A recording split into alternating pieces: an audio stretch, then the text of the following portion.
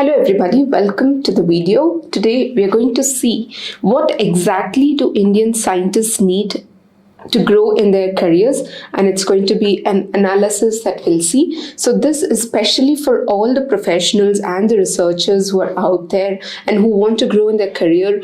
What is it that's required for you, as well as for all the students who are aspiring scientists? So what is the skill set that you can develop right from now so that you can utilize them once you become a scientist? So these are the things that you're going to see, and come, let's explore the video. I'm Dr. Vaishali, Academic Specialist at Biotecnika. Biotecnika is a space where we guide you in anything and everything regarding your life science career. Come, let's explore the video. So the first point to note here is to have a strong foundation, right? Because the foundation is the basic necessity for any researcher or the scientist, whether it's in India or abroad. So yes, you need to have a strong foundation in the STEM subjects, that is science, technology, engineering, and mathematics, because these are the application in the field of research that you need to know, right? So it's in the STEM subjects especially, and because these are the basis for research as well as the experimentation that you'll be carrying out as a scientist in your career. So apart from the basic foundation in the subjects, you also need to know the basic technical skills that's required in your field. That is, for example, if you are a life science scientist, then you need to know things in your field. Like, for example, if you're into animal biotechnology, you need to know about cell culture, you need to know about cell counters, etc. So these are the different technical skills. According to your specialization, you need to know them, and you need to keep yourself updated about these strong foundations, right? So that's the first tip. The second topic is a passion for research and discovery, right? So the scientists need that drive. They need to have that motivation to learn and discover new things in their field. So obviously, if you are a scientist, you might have become a scientist with a passion in life, right? So that passion has to be rejuvenated. It has to be refreshed at multiple levels and multiple stages of a career, because it's very easy for it to melt down. So it's important for you to keep that drive and keep that ignition on, and it has to be self-driven and motivated, because it has to come from within, right? So that passion and that motivation for research and discovery is important. The third point is you should have a good communication skill. Now, why is communication skill important? Because as a researcher, as a scientist, once you have discovered something, you have added a new information to the database that's already there, then you need to effectively communicate it to others, be it your fellow colleagues or even for the general public. So you should have that communication skill that's necessary to communicate your research findings to the world. So that's one. Apart from that, even for going for other scholarships or fundings or partnerships, you need to be able to communicate with others very well. So that is another necessary formula for a good communication skill. The third is the teamwork. So obviously, when you're collaborating and partnering with multiple people, then you have to also work with them. So you need to have that teamwork capability, a good communication capability to work as a team, right?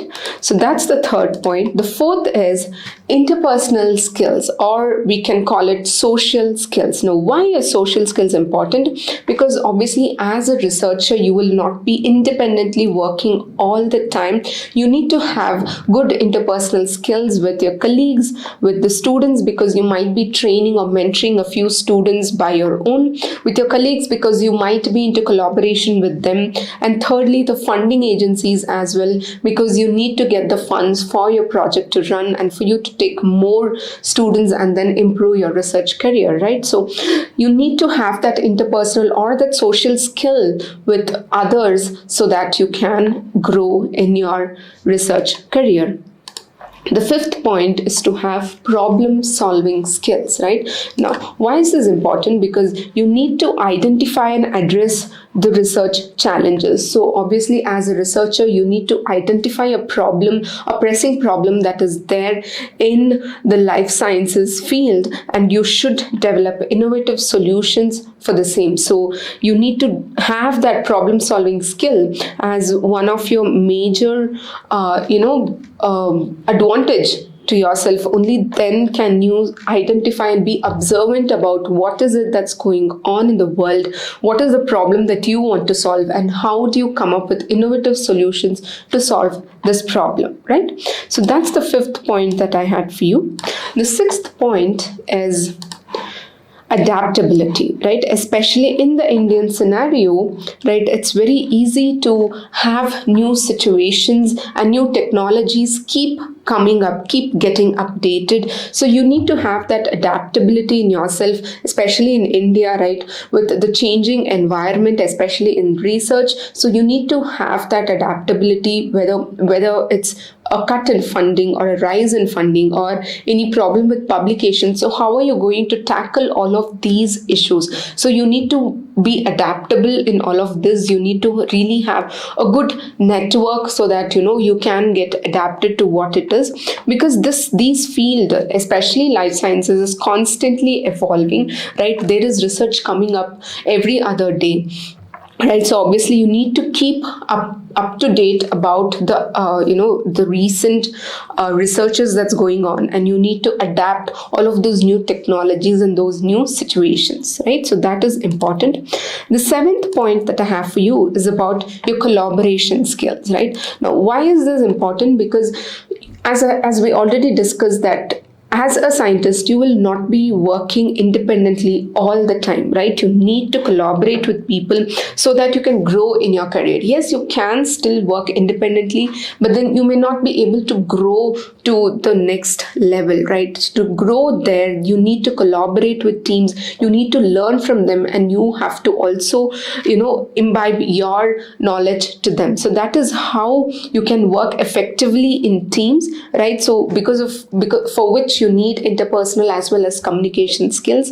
Apart from that, for doing interdisciplinary research where you do not have enough knowledge about the other field, you have to collaborate with other colleagues, or even outside your university, whatever it is. You need to go for interdisciplinary research. You need to collaborate with people from other domains, and to do this, you need to have your collaboration skills, right?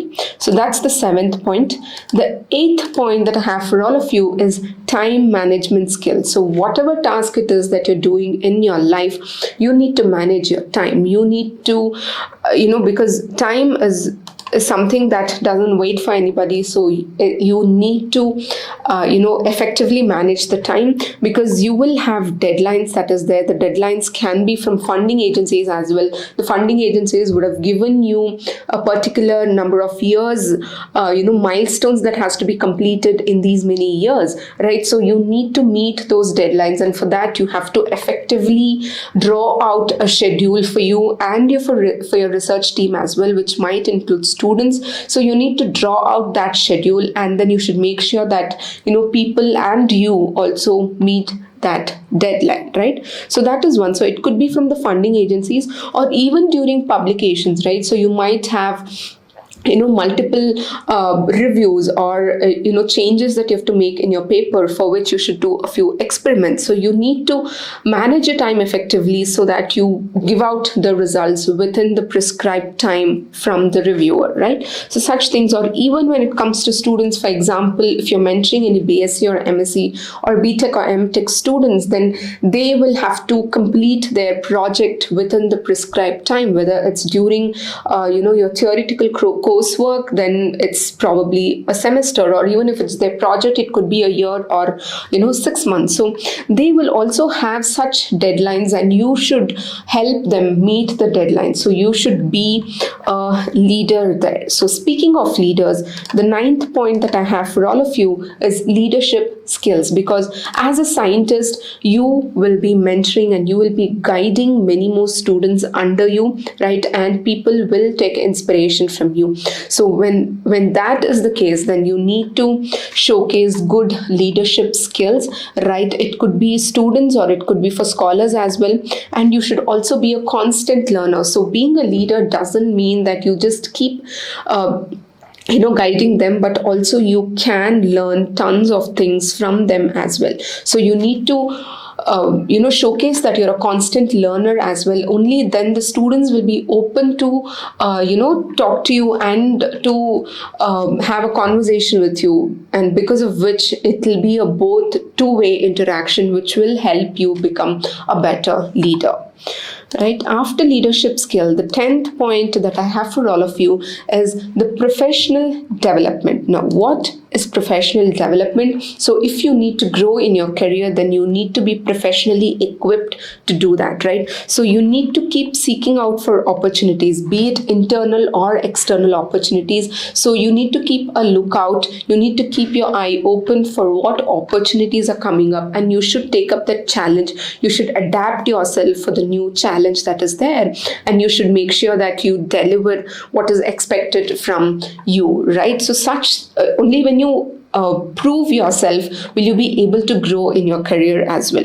Secondly, it's about networking. So if you're looking at external opportunities, then you need to have the right network for you to seek out opportunities elsewhere as well. So this will also help in expanding your skills and your knowledge. So once you expand your skill and your knowledge, then yes, it will help in your professional development. So you need to be a constant and a consistent learner in that sense, right? So with this, I come to the end of this particular discussion. I'm sure it was super helpful for all those scientists out there and all those students who are aspiring scientists, right? What is your favorite point, or do you have any more points that you want to add? Please let us know in the comment section below. Thank you so much, and see you all until next video.